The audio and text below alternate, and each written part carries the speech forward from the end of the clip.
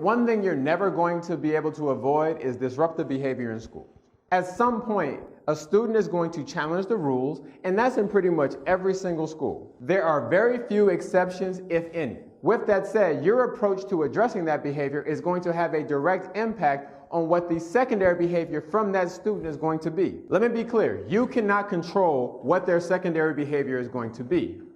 What I'm saying is you can have an impact, positive or negative, on what the secondary behavior will be. So what you need to think about is, based on my approach, what I want to happen. The next thing you need to think about is, based on my approach, what can happen.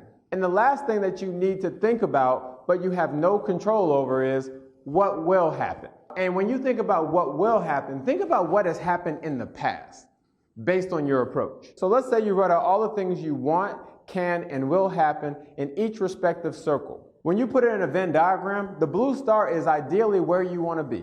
You see, it's not a matter of I'm sitting here telling you you need to approach your students this particular way because this is something that I feel. This has way more to do with you than anything else. This actually has way more to do with you than even the student. None of us ever wake up in the morning thinking, man, I can't wait to get into it with some kids today. I can't wait to get into a shouting match in class. Nobody's ever thinking that. It just happens. And if we could do anything to avoid it, we would. The reason why we don't is because a lot of times we don't know how to avoid it because we've never been taught how to avoid it. And no one can just tell you how to avoid it. You have to think through the process and then make it congruent to you. To be honest, there's no strategy out there that's going to yield you a perfect result when you're trying to de-escalate with students. But if you do have a process to help you develop your de-escalation strategy, you'll have better results than if you don't have a strategy.